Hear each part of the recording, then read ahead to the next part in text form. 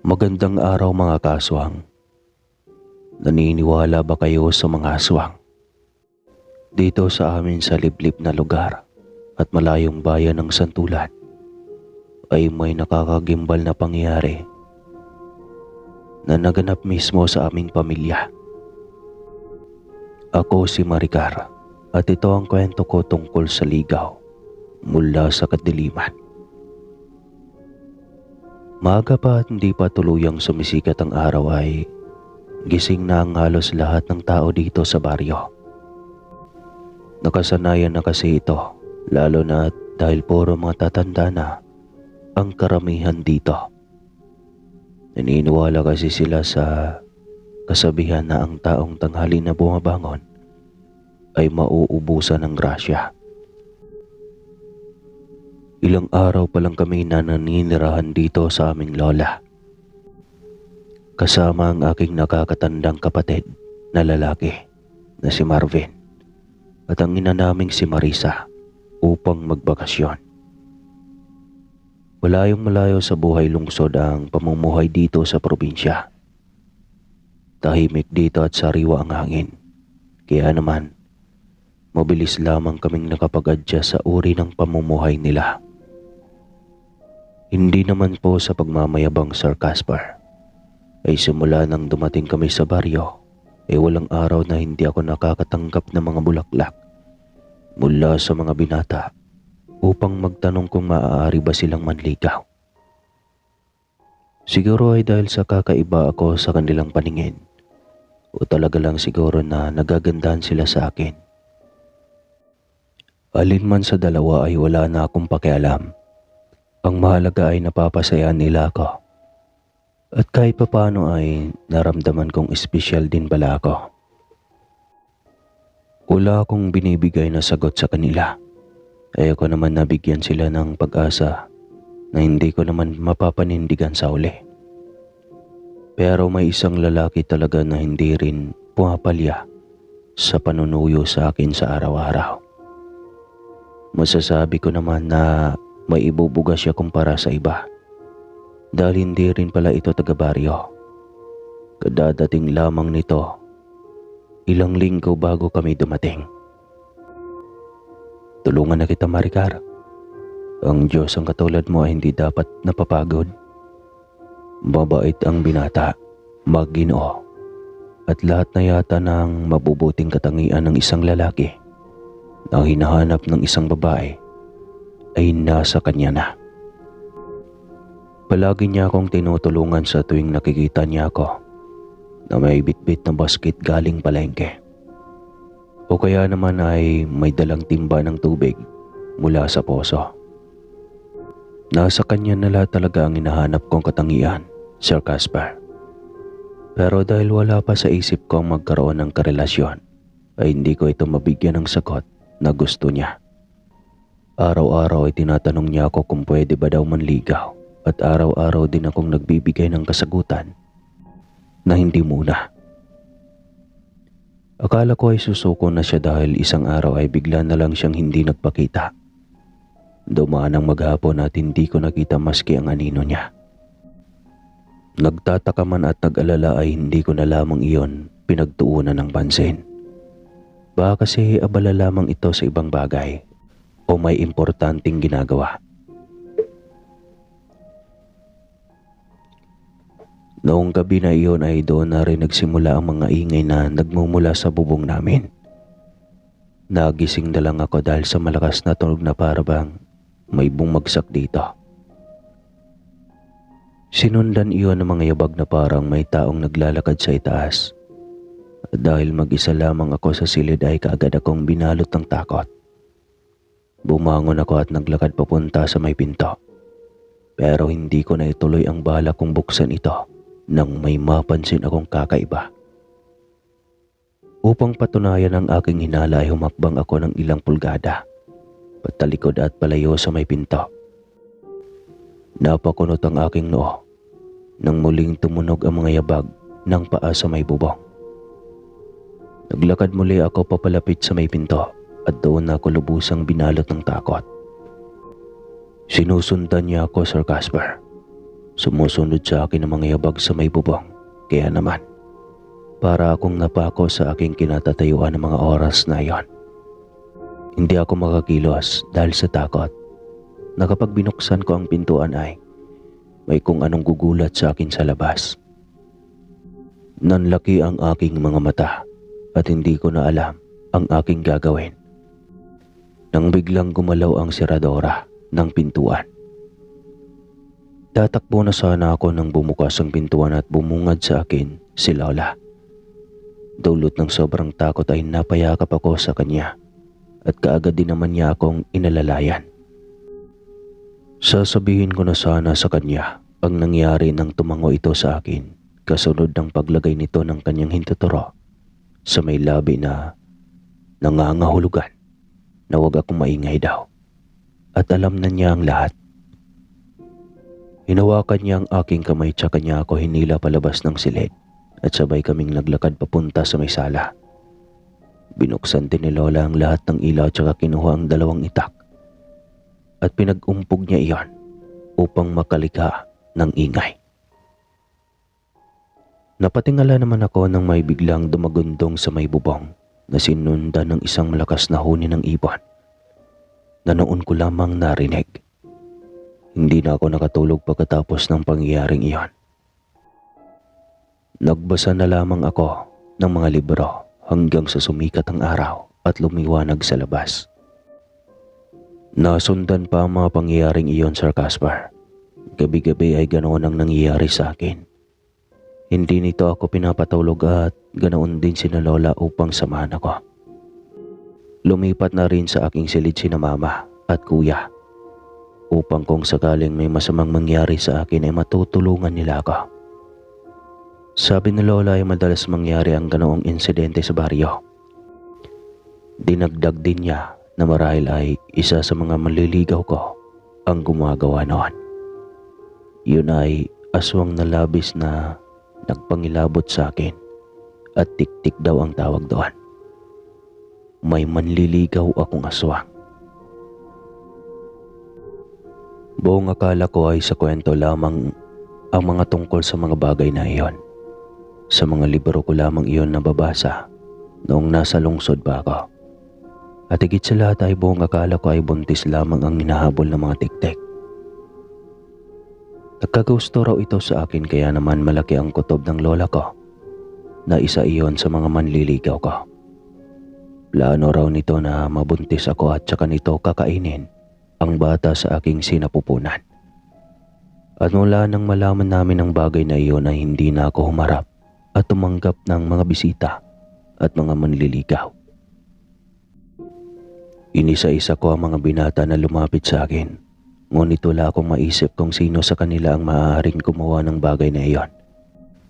Isa pa, Sir Caspar, ay mas tumindi ang pang-aabala na ginagawa ng tiktik sa amin. Habang tumatagal ay mas lalong lumalala ang mga pangyayari. Pagkagat ng dilim ay handa na kami sa mga posibleng mangyari. Sa sala na kami nahiga kasama sina Lola, Mama at Kuya. Naglatag lang kami ng banig doon at naghanda ng mga asin, bawang at mga patalim. Ngunit iba ang naganap ng gabing iyon dahil biglang tumahimik ang buong paligid. Nakakabinging katahimikan na para bang pati ang oras ay huminto rin. Wala kaming marinig na kahit ano. Nawala ang huni ng mga kuliglig, tahol ng mga aso, ingay ng mga pusa, at maski pag-ihip ng hangin. Alam kong hindi lamang ako ang kinikilabutan at natakot ng mga oras na iyon. Dahil bakas din sa mukha ng pamilya ko ang kilabot na dulot noon. Kinuha namin ang mga patalim habang nakatayo at nakabilog sa gitna ng sala. Ang aming paningin ay gumagala sa bawat sulok na aming matatanaw. Dahil hindi namin alam ang susunod na maaaring mangyari. Hanggang sa bigla na lang akong pinagpawisan ng malamig. Pagkaramdam ko ay may nakatingin sa akin ngunit hindi ko naman mahanap ang pinanggagalingan noon. Hindi ako mapakali. Nag-iinit ang aking katawan na para bang sinisilaban ako ng buhay. Nahihirapan din akong huminga dahilan kung bakit nabitawan ko ang hawak kong patalim na nakakuha sa atensyon ni na Lola. Nilapitan nila ako at tinanong kung ano ang aking nararamdaman. Pero hindi ako makapagsalita o makakilos. Hindi ko rin sila maintindihan. Alam kong nagsasalita sila pero wala akong ibang marinig kung hindi ang nakakabinging katahimikan. Hindi ko na alam ang sumunod na nangyari sa akin ng mga sandaling iyon, Sir Casper. Nagising na lamang ako kinaumagahan at tirik na ang araw at masakit ang buong katawan. Hindi maganda ang aking pakiramdam at hindi ako makabangon dahil umiikot ang aking paningin.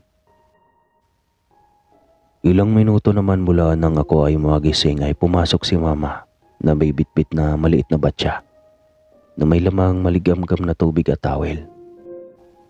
Mataas daw ang aking lagnat kaya naman pinunasan niya ako ng basang tawel at pinainom ng gamot. Tinanong din niya ako kung ano ang nangyari at nakita ko kagabi. Pero wala akong naibigay na sagot.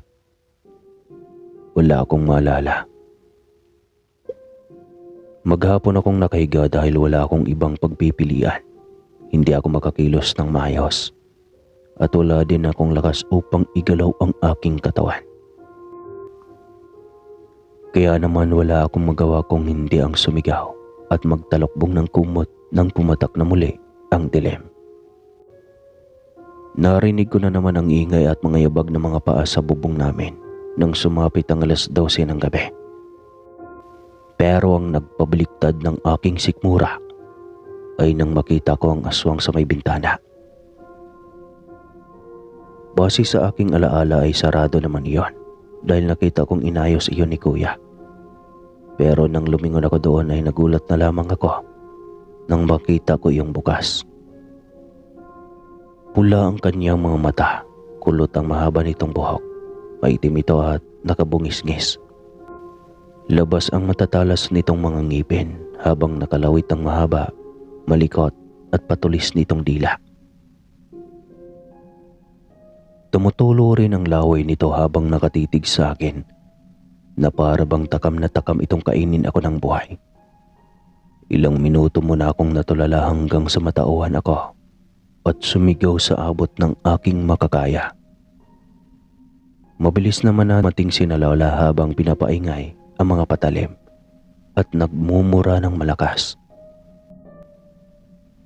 Lumabas din ng bahay si Kuya upang tignan at sugurin ang tiktik. Ngunit wala na raw silang nakita doon. Dahil sa pangyayaring iyon ay humingi ng tulong si na Mama sa isang albularyo. Kinabukasan ay nagpunta sa bahay si Mang Timo at kaagad na ginawa ang panggagamot. Nagpakuha ito ng batya na may tubig at kandila. Tinasalan niya ito at saka gumuhit ng ilang mga letra sa aking mga palad, noo, talampakan at likod gamit ang dulo ng kandila. Pagkatapos ay sinindihan niya iyon at hinayaang tumulo sa batya na may tubig. Habang pinapatulo nito ang kandila sa batya ay may inuusal itong dasal. Unti-unti ding lumalakas ang usok na nagmumula sa kandila na dahilan kung bakit hindi namin makita kung ano ang nangyayari sa loob ng batya. Hanggang sa tumigil si Mang Timo sa orasyon at pinatay na ang kandila. Doon ay kinuha niya mula sa batya ang nabuong figura na yari sa natunaw na tulo mula sa kandila. Pinakita nito iyon sa amin at kapwa kami nagulat sa nakita. Nabuo ang isang figura ng tao mula sa natunaw na kandila. Para itong babae dahil sa haba ng buhok nito, ngunit para sa akin ay iyon ang nakita kong anyo ng tiktik sa may bintana. Sinabi nga nito sa amin na nagkagustong araw sa akin ang aswang. Malapit daw iyon sa akin sa lahat daw ng aking manliligaw. Gusto raw nito na makuha ako upang buntisin at makain ang bata sa aking sinapupunan. Sinabi rin ni Mang Timo na kilala ko raw kung sino ayon.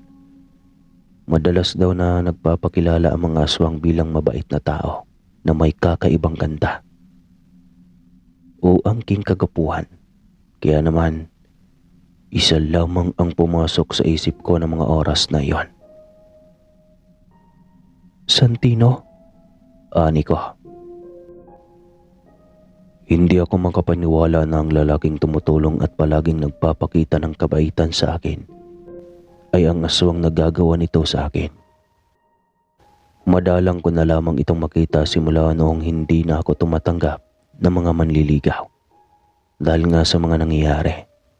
Kaya naman, nang marinig iyon ni Kuya ay galit na galit itong lumabas at umalis ng bahay. May bitbit itong itak at naghuhurumintadong nagpunta sa bahay ni Santino. Sinamahan siya ng ilang mga kapitbahay na lalaki at sinugod ang maliit na kubo ng binata. Pero nang makarating sila doon ay wala na ito. Walang laman ang bahay na parang walang nakatira doon. Malinis at walang kahit na anong gamit sa loob. Alam na raw ng aswang ang mangyayari. Plano na daw ni Santino ang lahat. Kaya naman, kaagad daw itong umalis sa tinitirhan nito. Sinabi rin ni Mang Timo na hindi raw nito ako titigilan dahil susundan daw ako nito kahit saan daw ako pumunta. Tinanong ni na Mama kung ano raw ang pwede naming gawin upang tigilan na ako ng tiktek. Wala namang sinabi ang matanda bagkus ay humingi ito ng permiso upang doon matulog sa bahay. Pumayag naman si Lola dahil ayaw na nila akong mahirapan pa at upang matapos na rin ang lahat. Nagsaboy sila ng asin sa buong palibot ng bahay namin. Pati ibang mga kapitbahay ay nakigaya na rin dahil natatakot ang mga ito na madamay sila.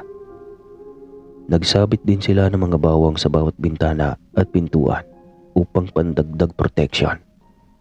Nagtitipon-tipon din kami sa sala at doon naghintay ng pagpatak ng dilim. Eksaktong 12:00 ay dumating na ang aking manliligaw. Isang malakas na bagay ang bumagsak sa aming bubong. Kasunod ang mga mabibigat na yabag na mga paa. Nagsimula na naman mag-orasyon si Mang Timo. Habang nagsisindi na naman ng kandila sina Lola na nakapalibot sa akin. Nakaupo ako sa sahig at nakabilog sa akin ang mga kandila habang nagdadasal naman ang albularyo na nakaupo ilang hakbang mula sa akin. Pinagpawisan na muli ako ng malamig. Naramdaman ko na naman ang mga nakakapaso nitong mga titig habang unti-unting tumatahimik ang buong paligid. Nagsimula na ring umikot ang aking paningin. Pakiramdam ko ay mawawala na ako ng malay. Pero upang matapos ng lahat ay pinipilit ko pa ring lumaban.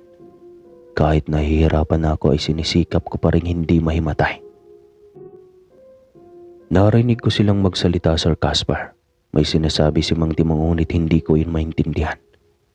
Hanggang sa lumapit sa akin si Kuya na may hawak na isang basong tubig. Napalunok ako nang biglang naging kulay itim sa paningin ko ang tubig. Nilalapit sa akin ni Kuya ang baso at pilit na pinapainom sa akin. Pero dahil sa itsura at amoy nito ay pilit ko rin siyang tinatabay. Pero hinahawakan ako ni na Mama at Lola mula sa may likuran. Pinilit ni Kuya na ibuka ang aking bibig upang maipainom sa akin ang tubig na hawak niya. Wala na akong ibang pagpipilian pa dahil binuhos na nito sa aking bibig ang tubig. Dahilan kung bakit napaubo ako. Medyo nasamid kasi ako noon. Bigla ay nag-init ang aking lalamunan at kumulo ang aking tiyan. Hindi ko na alam ang nangyayari sa aking paligid dahil bigla na lang akong nagsuka. Lahat yata ng aking nakain ay nailabas ko na, pero para ring may naghuhukay sa loob ng aking tiyan. Dahilan kung bakit muling sumasabog ang aking suka, kasabay ng pagkaubos ng aking lakas. Babagsak na sana ako sa sahig, ngunit mabilis akong nasalaw ni Kuya. Nanghihina man ay pinilit kong makaupo. Doon ay nakita kong isang kulay itim na bato sa sahig. Yun daw ay pinakain sa akin ni Santino nang hindi ko namamalayan. Yun din ang dahilan kung bakit nasusundan ako ng tiktik at ng paghihirap ko tuwing gabi. Nahagip naman ang paningin ko ang itak na ilang pulgada lamang ang layo mula sa akin. Kinuha ko yon at tinitigan ng kulay itim na bato na nasa sahig. "Umalis ka na. Ayoko sa'yo. Hindi kita gusto." Buong lakas na sigaw ko daw, sabay taga sa bagay na pinakain sa akin ni Santino. Nabasag at nasira ang kulay itim na bato kasunod ng malakas na huni ng ibon. Para itong sigaw na malakas na nagpabingi sa akin, dahilan ng pagkawala ng aking malay. Umaga nang magising ako, Sir Casper, magandang balita rin ang binugad sa akin ni na Mama. Dahil ayon kay Mang Timo, ay tapos na raw ang aking paghihirap. At simula nga noon ay naging payapa na ang pagtulog ko sa gabi. Magalipas din ang 1 linggo ay nagpaalam na rin kami sa baryo. Tapos ng aming bakasyon at kailangan nang bumalik sa lungsod. Pero labis kong pinagsisihan ang bakasyong iyon. Dahil sa simula ko lang siya na-enjoy. Sa uli ay para akong pinarusahan. Maging aral sana ito sa lahat, Sir Casper, o mga kaaswang o mga kalipad, kakape nation. Kilalanin mo ng mabuti ang mga tao na pagkakatiwalaan. Huwag din masyadong magbuhat ng sariling bangko. Hindi porke maraming manliligaw ay ikaw na ang pinakamaganda o gwapo sa lahat. Panatilihing maging mapagkumbaba at alerto sa kapwa. Maraming salamat po sa pagbabasa at pagbabahagi ng aking kwento, Sir Casper. Hanggang dito na lang po ang aking istorya. Muli po, ako po si Maricar ng Philippines.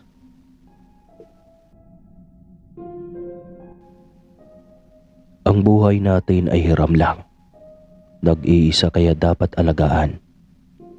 Ngunit sadyang dumarating ang panahon na tayo ay lilisan. Gustuhin man nating pumirmi sa mundo, kung talagang limit na ng buhay natin ay wala tayong magagawa. Ganon din yon sa ating mga kaanak o angkan. Ngunit paano mo matatanggap sa sarili kung ang isa sa iyong pamilya ay lumisa na nga? Ninakaw pa ang katawan sa huli nitong himlayan. Matatanggap mo kaya o paano mo mahanap ang hustisya para sa kaluluwa nitong hindi na matahimik at mahirap makatawid sa kabilang buhay? Saides, wala na si Nanay Ima. Hagulgol na imporma ni Lando sa kanyang asawa. Namilog ang mga mata ni Saides matapos iyong sabihin ng asawa. Kahapon lang ay karga-karga pa nito ang basket na gawa sa katutubong nito na basket. Puno iyon ng suman at nakabilang iyon ng tigda 2 piraso sa mga apo nito.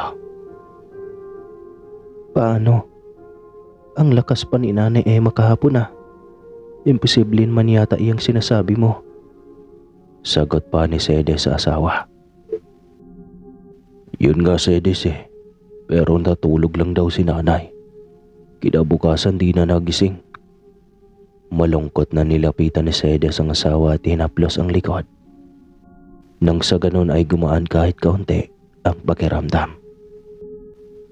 Ayos lang Len, Lando. Ang mahalaga ay hindi nahirapan si Nanay.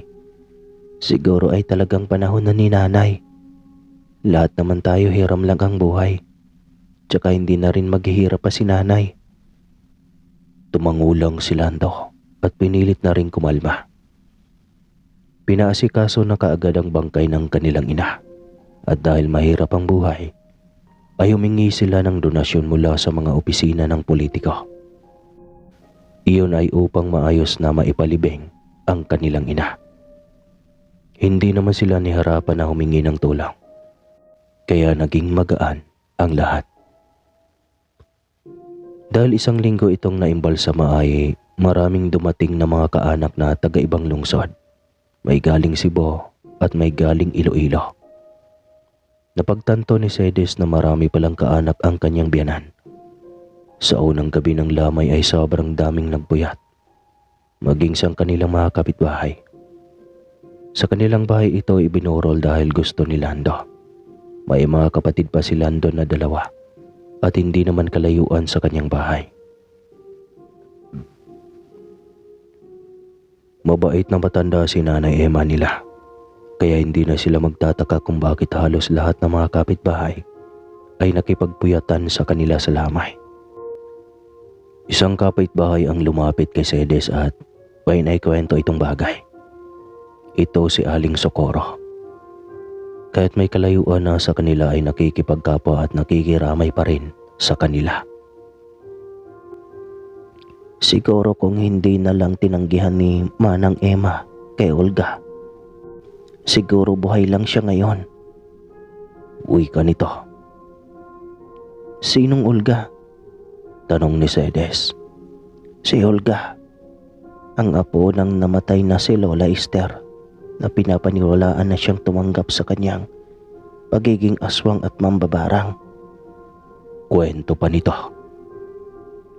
Tahimik lang si Cedes, kaya hindi rin siya naniniwala na patay na ang kanyang biyanan. Gayong pagkalakas nito at wala naman itong sakit. Ano bang ibig mong sabihin, Aling Socorro? Tanong niya rito. Kahapon kasi, gustong bumili ni Olga ng suman na dala-dala ni Manang Emma. Tinanggihan nito kasi daw para sa mga apo ang lahat. Iyon lang at nagalit na si Olga dahil hindi pinagbigyan. Hayag nito. Natahimik si Cedes. Maaring iyon nga ang dahilan. Maari ring hindi. Subalit dahil binigyan siya ng ideya ng isa sa kanilang kapitbahay, nagka-interes siyang alamin ang tungkol sa sinabi ni Aling Socorro. Sa kanilang baryo, si Olga lang ang mas may sinabi sa buhay. Kahit ang kanilang kapitan del baryo hindi kayang tapatan ang yaman at pag-aari ng matandang dalaga na minana pa sa mga ninuno. Nag-iisa itong apo na naiwan kay Lola Esther noon. Inabandona ng ina na magpahanggang sa kasalukuyan ay walang ideya ang karamihan kung nasaan na ang ina nito. Wala ring may alam kung sino ang ama nito dahil umuwi na lang buntis noon ang nag-iisang anak ni Lola Esther. Noong umalis, patapos paanakin ng sarili nitong ina, ay hindi na ito nakita pa. Pangatlong araw na nang lamay ng biyanan ni Cedes nang mamataan niya si Olga na nakasilip sa likod ng isang puno ng halaman. Itim ang damit at may manto sa ulo na kulay itim rin. Mataman lang itong nakasilip sa loob. At hindi nito inasahan na namataan ito ni Cedes. At bago pa siya nito makita ay nakalayo na siya sa bintana kung saan siya nakasilip. Agad na bumaba si Cedes ng bahay. Sinilip niya muli ang kinaroroonan ni Olga kanina. Wala na ito doon. Namataan na lang niya itong malayo na at naglalakad pa uwi. Anong kailangan ng babaeng iyon? Sa utak niya. Kinutuban na siya ng iba. Nang gabing iyon ay natulog silang mag-asawa dahil sa pagod. Liban na muna sila sa pagpupuyat. Marami pa namang mga kaanak nila ang naroon. May pasugalan kaya maraming tao ang laging nagpupuyat gabi-gabi. Kaya wala silang dapat ipaglala kung magpahinga man sila sa gabing iyon. Kinabukasan, tila ramdam ni Cedes na may kakaiba sa paglagay ng kabaong. Parang tabingi na ito kaya natanong niya ang isa sa mga kaanak ng kanyang biyanan. May gumalaw ba sa kabaong ni nanay? Tanong niya. Yun na nga, Cedes eh. Kagabi kasi bigla na lang namatay lahat ng ilaw, pati kandila. Tapos nang sindihan namin yung kandila niya, tumabingi na. Maayos na nga yan eh. Kagabi kasi sobrang halata na ginalaw ang kabaong. Kwento ng kapatid ni Nanay Emma niya. Anong ibig mong sabihin? Ginalaw ang kabaong? Sinong gumalaw? Tanong niya rito. At ang pamangkin ng Nanay Emma niya ang sumagot. Mukhang may gumagalaw ate. At nakakapangilabot dahil malayo naman kami lahat sa kabaong. Kanya-kanyang kumpulan naman kami dahil naglalaro ng baraha. Biglang kinabahan si Cedes. Hindi niya maintindihan ang kanyang nararamdaman. Pagkaramdam niya ay may kulang. Hanggang sa matapos ng lamay at inilibing na si Nanay Emma niya, ay ramdam pa rin niya na may kulang. Hindi niya maintindihan ang kanyang sarili at lagi na lang siyang nag-alala sa biyanan. Gayong patay naman na ito. Matapos ang libing ay kanya-kanyang uwi ang mga bisita nila. Pagkakataon na rin nila iyon para makapagpahinga. Mga 1 linggo rin ang pahinga nilang mag-asawa. Mabuti na lang at malalaki na ang 3 nilang anak. Hindi na masyadong alagain pa. Isang araw ng linggo na dumaan si Cedes sa tapat ng malaking bahay ni Olga. Nakapaskil doon na naghahanap ito ng labandera. Marahil ay umalis na naman ang labandera nito. Naisip niyang mag-apply. Tutal ay malaki naman ang kanilang mga anak. Kaya pagkakataon na rin iyon para magtrabaho siya nang may pagkakitaan naman siya. Agad siyang nangapit bahay. Nakadistansya pa ang gate na bakal nito sa mismong bahay. Kaya kailangan pa niyang lakihan ang boses. Biglang bumukas ang pinto kaya agad din siyang tumahimik. "Ano nga atin?" Tanong nito na walang reaksyon sa mukha. "Magandang araw po, ma'am. Kasi po ay nabasa ko po ang nakapaskil sa gate ninyo. Baka sakali na wala pa kayong nahanap, kaya pwede po ako." Wika niya. Tinitigan siya nito. Matagal bago nagsalita. "Sigurado ka na yan lang ang dahilan mo? Kaya ka nag-a-apply?" Tanong nito. "Abay, opo. Wala naman pong iba, ma'am. Gusto ko lang naman na makatulong sa aking asawa at malalaki na rin naman ang mga anak namin." Tumango ito habang nakatingin pa rin sa kanya. "Sige, kung may oras ka bukas, pwede ka nang pumunta dito. 1 linggo ng tambak ng labahan dahil hindi na bumalik ang labandera ko." Wika nito. "Ganun po ba? Sige po, ma'am. Wala pong problema. Bukas, aagahan ko po ang pagpunta dito." Sagot niya. Tuwang-tuwa siyang umuwi at binalita kay Lando na may ekstra na siyang trabaho.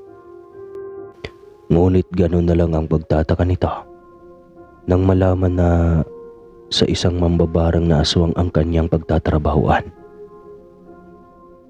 "Ano ba naman yan, Cedes? Naghahanap ka ba ng problema? Alam mong hindi normal na taong babaeng yon." Reklamo nito. Ipinaliwanag ni Cedes sa asawa na wala itong ipag-alala sa kanya dahil may libing siyang itim na diamante sa kanyang katawan. Aswang man, mambabarang o mangkukulam ay hindi makalapit sa kanya. Hindi ito naniniwala kaya kwento niya ang tungkol sa manliligaw niyang engkanto. Noong dalagita pa lang siya, na siyang dahilan kung bakit ginawa ng lolo niya noon na itanim sa kanya ang maliit na peraso ng diamanting itim. "Sigurado ka? Kapag totoo yan, panatag ang loob ko dahil garantisadong totoo at epektibo ang bibihirang diamante na yan. Pero kung hindi naman at nag-iimbento ka lang, huwag mo nang ituloy. Kaya kitang buhayin, Cedes. Kayo na mga anak natin." Nag-aalala pa ring wika ni Lando. Ngunit pinanindigan niya na isa rin sa nais niya kung bakit nais niyang suungin ang bahay ni Olga ay nais niyang patunayan kung totoo nga ba ang haka-haka tungkol dito at kung may kinalaman man ito sa nangyari sa kanyang biyanan. Malamang may iiwanan na bakas ito sa bahay at iyon ang gusto niyang alamin. Maaga siyang pumunta sa bahay ni Olga. Inasahan na niyang nakaabang ito sa kanya. Nagkakape ito sa munting kubo sa harap ng bahay. Nang makita siya nito ay agad din siya nitong nilapitan. "Magandang umaga po, ma'am." Bati niya rito. "Mabuti at maaga kang dumating." "Oo, ma'am. Wala naman po akong ginagawa sa bahay. Malalaki na ang mga anak ko. Mag-agahan ka muna, Sedes. Ay, kumain na po ako, Ma'am Olga. Magsisimula na lang po ako sa aking trabaho para maaga akong makatapos. Tumango ito at iginaya na siya sa likod bahay. Maraming ngang tambak na labahin, ngunit kayang-kaya niya iyon. Hapon na siyang nakatapos, kaya pinabalik na siya ng dalaga para magsampay kinabukasan. Wala man lang siyang panahon na silipin ang loob ng bahay ni Olga dahil buong maghapon siyang babad sa labahan. Pahinga lang niya ang kanyang pananghalian. Kinabukasan, maaga ulit siyang bumalik sa bahay ni Olga at sa pagkakataong iyon ay may lakad ang dalaga kaya maiwan siyang mag-isa. Hapon na ako babalik, Aling Sedes, kaya pakisara na lang ang gate sakaling uuwi ka na. Ako na lang ang bahalang magligpit at magtupi ng mga nilabahan mo. Bili nito. Sige po, ma'am. Salamat po. Agad niyang sinimula ng pagsasampay upang mabilis iyong matapos. At pagkatapos ay ginawa na niyang akyatin ang bahay ni Olga. Lock ang pinto, subalit nakalimutan nitong isara ang bintana sa kwarto na nasa itaas na palapag. At para maakyat niya iyon, ay kailangan niyang dumaan sa malaking puno ng bayabas na nasa tapat ng bintana. Hindi siya mataba, kaya hindi iyon mababali sakaling doon siya dadaan. Malakas ang kanyang loob kaya tagumpay siyang nakapasok ng bahay. Kwarto nga ni Olga iyon at nakakakilabot ang kwarto pa lang nito. Puro imahe ng tatsulok na may isang mata at walang ibang kulay na makikita roon kundi puro itim. Pati kandila sa altar nito ay kulay itim din. Nang bumaba siya sa kusina ay nagtaka siya nang makita ang mga damit ng bata. Samot-sari iyon at ang iba ay may bakas pa ng dugo. Namataan niya ang lumang paridyer. Gumagana pa ito at wala sa sariling binuksan niya iyon. Ngunit napatras siya nang bumungad ang putol-putol na katawan ng tao at ang ikinawindang niya ay ang ulo ng kanyang biyanan. Paniguradong katawan din ito ang nakaimbak sa paridyer na iyon. Biglang bumukas ang pinto at bumungad ang mukha na galit na si Olga. Sinabi ko na nga bang pakialamera ka rin eh. Galit na bulyaw ni Olga. Demonyo ka, Olga. Totoo nga ang sabi ng iba na hindi ka lang mambabarang. Aswang ka pa. Humalakak ito at biglang nagbabaga ang mga mata. Paisa-isang humakbang palapit sa kanya. Ngayong may alam ka na, diyan na rin kita iimbakin sa paridyer na yan. Kasama ang pakialamera mo ring biyanan. Galit na wika nito. Walang hiya ka, Olga. Sobrang bait ng biyanan ko para lapastanganin mo ng ganyan. Muli itong malakhak. O di sige, samahan mo na lang siya dito sa imbakan ko. Kawawa naman siya, hindi ba? Humakbang ito palapit sa kanya habang may sinasambit na kung ano. Pumikit ito habang nakaangat ang kamay. Kaya pagkakataon niya iyong maghanap ng depensa. Agad din niyang namataan ang pangkatay nito na nasa gilid ng paridyer. Kukunin sana niya iyon nang biglang sumigaw ito at nagbabaga ang mga matang tumingin sa kanya. Bakit ayaw tumalab? Anong uri ka ng tao? Galit na tanong nito. Bigla na lang itong dumipa at tumingala. Muli ay may inusal na naman ito. Kinuha iyong pagkakataon ni Sedes para kunin ang patalim. Saktong pagpulot niya ng patalim ay naging anyong halimaw ito. Isang napakatangkad na mabalahibong katawan ng tao. Ngunit ang mukha nito ay parang sa aso. Galit na galit itong nakatitig sa kanya at gustong sugurin na siya. Sige, subukan mo. Dahil ikaw ang huling biktima ng pangkatay mo na ito. Banta niya rito. Hayop ka, Sedes. Hindi kita pa uuwi ng buhay. Banta nito. Handa akong mamatay kung panahon ko na. Ngunit kung ikaw ang dahilan ng aking paglisan, marahil ay hindi ko matanggap iyon. Ilalaban ko ang buhay ko dahil hindi ito galing sa iyo. Wala kang karapatan na kunin ito sa akin. Bigla itong sumugod, ngunit napaghandaan niya iyon kaya nahampas niya ng itak ang dibdib nito. Gumuhit ang pulang likido doon, samantalang hinimas niya ang kanyang balikat na nakalmot nito. Medyo may kalaliman ang kanyang sugat ngunit ayos lang. Mas malaki ang natamong sugat nito kumpara sa kanya. Bigla na lang itong naghuhumiyaw.